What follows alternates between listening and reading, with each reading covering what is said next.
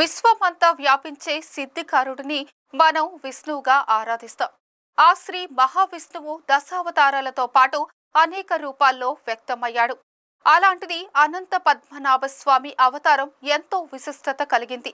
మన రాష్ట్రంలో అనంత పద్మనాభ స్వామి ఆలయాల సంఖ్య తక్కువగా ఉన్నప్పటికీ అందులో విశేష ప్రాచుర్యం పొందిన ఆలయం విశాఖపట్నం జిల్లా పద్మనాభం గ్రామంలోని శ్రీ అనంత పద్మనాభ స్వామి దేవాలయం.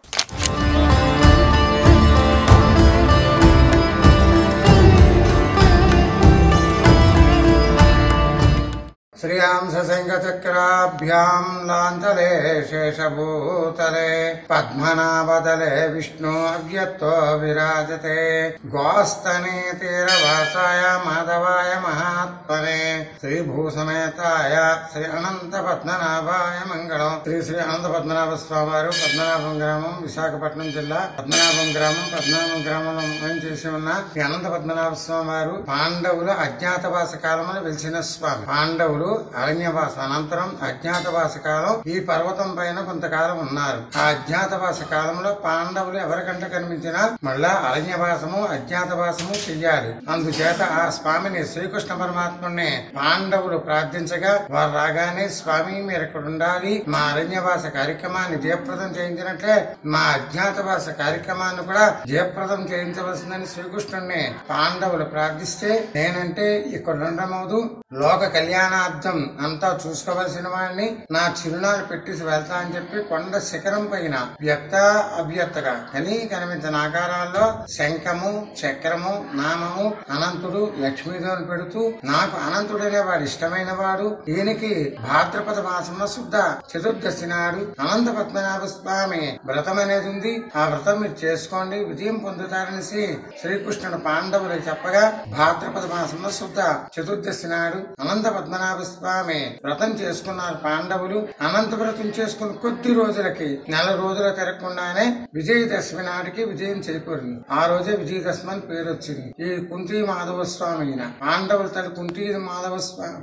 తల్లి కుంతీదేవి కొడుకుల అరణ్యవాసానికి అజ్ఞాతవాసానికి వెళ్లిపోయిన బాధతో తీర్థయాత్రలకు వెళ్లింది. 5 క్షేత్రాలు కుంతీదేవి. ఒక్కొక్క మాధవుని కుంతీదేవి ప్రతిష్టంప చేసుకొచ్చింది. కాశీలో బిందు మాధవ స్వామిని, ప్రయాగలో వేణు మాధవ స్వామిని, రామేశ్వరంలో సేతు మాధవ స్వామిని, పిఠాపురంలో సుందర మాధవ స్వామిని, ఇక్కడ కుంతి మాధవుని పంచమాధవుని ప్రతిష్టంప చేసింది. ఇదే ఆఖరి క్షేత్రంగా శ్రీకృష్ణుడు కోరిక మేరకు మేనత్త పేరు ముందొచ్చింది కుంతి అని, మాధవ స్వామి అని స్వామి పేరు కుంతి మాధవ స్వామి అంటారు. వారు వెళ్ళిపోయిన తర్వాత కొంతకాలానికి విజయనగరం రాజ్యం ఏర్పడిన తర్వాత మహారాజు గారి కల్లో స్వామి కనిపించి పలానప్పుడు వెలిచాను దేవాలయం నిర్మాణం చేయవలసిందని కోరగా అప్పుడు విజయనగరం మహారాజులు వచ్చి ఈ పర్వతం పైన శంకుచక్ర నామాలు అరణ్యంలో ఉన్న స్వామిని చూసి అప్పుడు దేవాలయ నిర్మాణం చేశారు. సుమారుగా 600 సంవత్సరాల క్రితం దేవాలయ నిర్మాణం జరిగింది. అలాగే పలుకి పద్మనాభ స్వామి అంటారు. అనుకున్న కోరిక తప్పకుండా నెరవేరుతుంది. వివాహం కాని వారికి వివాహం అవడం, సంతానం లేని వారి సంతానం కలగడం, నాగదోషం ఉంటే పరిహారం అవడం, విద్యా బుద్ధి ఉద్యోగ వృద్ధి వ్యాపార వృద్ధి పాడి పంట వృద్ధి మాట స్పష్టత రాని వారికి మాట రావడం కూడా స్వామి మంచి నిదర్శనం. పలుకి పద్మనాభ స్వామి అంటారు. అనుకున్న కోరిక తప్పకుండా నెరవేరుతుంది.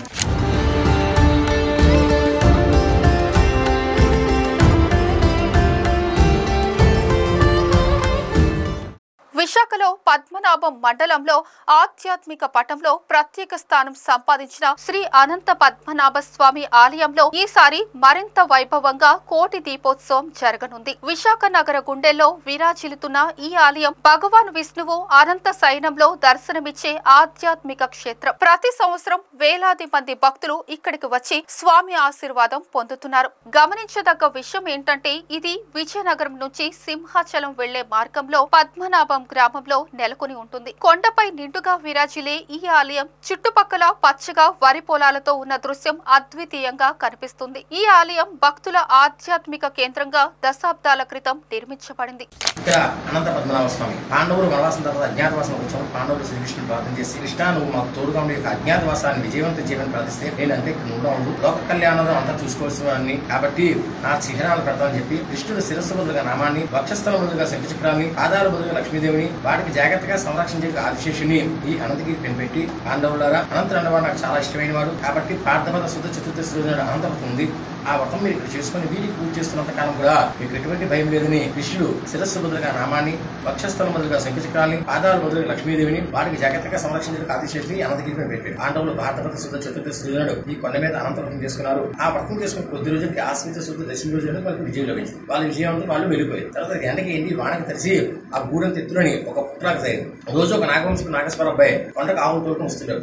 వాడికి పుట్టను తీసిన పూజ నుంచి రోజు ఆవు పాలు తీసి పుట్టులో పోసి వారికి తోసిన విధంగా పూజ చేస్తుండేవారు. ఒకసారి విజయనగర మహారాజా కాలం పద్మనాభస్వామి దర్శించి, రాజా నేను అనంతగిరిపై పుట్టు రూపంలో ఉన్నాను, రోజు ఒక నాగవంశపు పుట్టులో పాలు పోసి పూజ చేస్తున్నానని చెప్తే విజయనగర మహారాజు మన్నాడు వచ్చి చూసి ఈ పుట్టు ఉన్న చోట గుడి కట్టించాడు. ఈ పుట్టులో పాలు పోస్తున్న వాడికి కొండ వెనుక భాగంలో అచ్చుకుని పాలు ఒక పాలాన్ని వాడికి బహుమానంగా ఇచ్చి ఈ పుట్టున్న చోట గుడి నిర్మాణం చేశారు.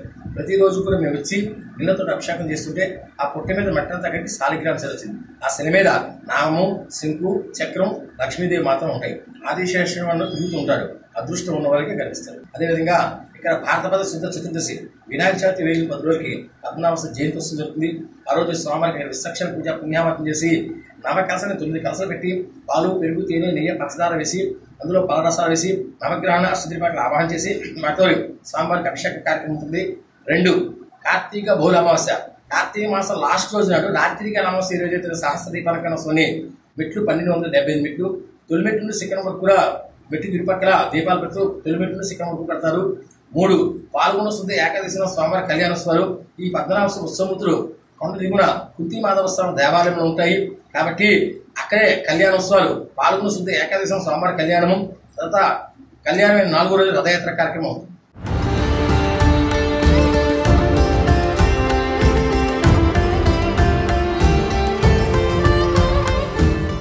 కార్తీక మాసంలో అమావాస్య నాడు దీపోత్సవం ఘనంగా జరుగుతుంది. ఈ ఆలయం దశాబ్దాల చరిత్ర కలిగినది. భక్తి, శాంతి మరియు విశ్వాసానికి సంకేతికంగా నిలిచిన ఈ ఆలయం విశాఖ నగర ఆధ్యాత్మిక కేంద్రంగా ప్రసిద్ధి చెందింది. ప్రతి సంవత్సరం ఆలయంలో వైకుంఠ ఏకాదశి, శ్రీరామనవమి, కృష్ణ జన్మాష్టమి మరియు ప్రత్యేకంగా కోటి దీపోత్సవం ఘనంగా నిర్వహించబడుతుంది. ఈ సందర్భంగా ఆలయ ప్రాంగణం వేలాది దీపాలతో వెలుగులమయమై అద్భుత దృశ్యాన్ని అందిస్తుంది. భక్తులు దీపాలు వెలిగిస్తూ స్వామికి ప్రార్థనలు చేస్తారు. మొదట మెట్ల మార్గం ద్వారా ఆలయానికి చేరేవారు. ఇది సుమారు 1300 మెట్లు. అయితే ఇప్పుడు రోడ్ల మార్గం కూడా ఏర్పడింది.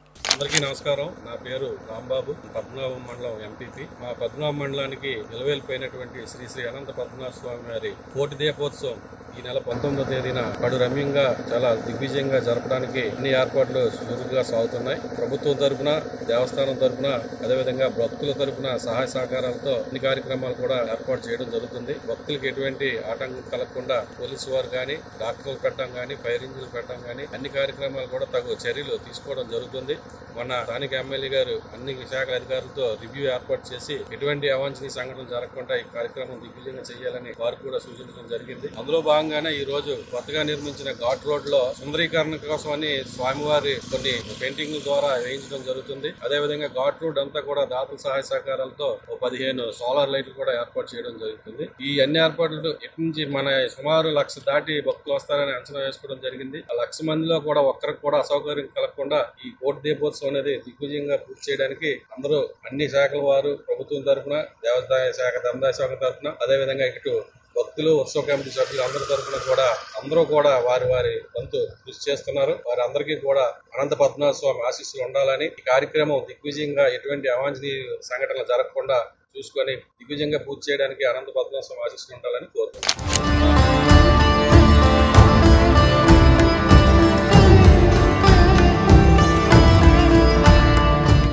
ఇటీవల ఆలయ పునరుద్ధరణ, మౌలిక వసతుల మెరుగుదల పనులు పూర్తయ్యాయి. భక్తుల సౌకర్యార్థం పార్కింగ్, నీటి సదుపాయాలు, విశ్రాంతి కేంద్రాలు ఎన్నో ఏర్పాట్లు చేయబడ్డాయి. మన మండలంలో అనంత పద్మనాభ స్వామి దీపోత్సవం కార్యక్రమం 19వ తేదీకి జరగనున్న కార్యక్రమానికి గౌరవ ఆర్డీఓ గారి ఆధ్వర్యంలో ఏర్పాట్లు జరుగుతున్నాయండి. అందులో భాగంగా మన మండలంలో సుమారుగా 1,50,000 దాకా జనాలు రావచ్చని అంచనా వేశారండి. దానికి తగిన శానిటేషన్ ఏర్పాట్లు, అంటే ఆ రోజు రాబోయిన వాటికి డ్రింకింగ్ వాటర్, శానిటేషన్ మరియు ఎక్కడికక్కడ బయో టాయిలెట్స్ ఏర్పాటు చేయడం, ఇలాంటి ఇతర కార్యక్రమాలన్నీ కూడా పబ్లిక్ అంతమంది వస్తున్నారు కాబట్టి ఏర్పాట్లు చేయడానికి తగు ఏర్పాట్లు తీసుకోమని ఆర్డీఓ గారు ఆదేశాలు ఇవ్వడం జరిగిందండి. ఆ ఆదేశాల మేరకు మేము ఏర్పాట్లు చేస్తాం.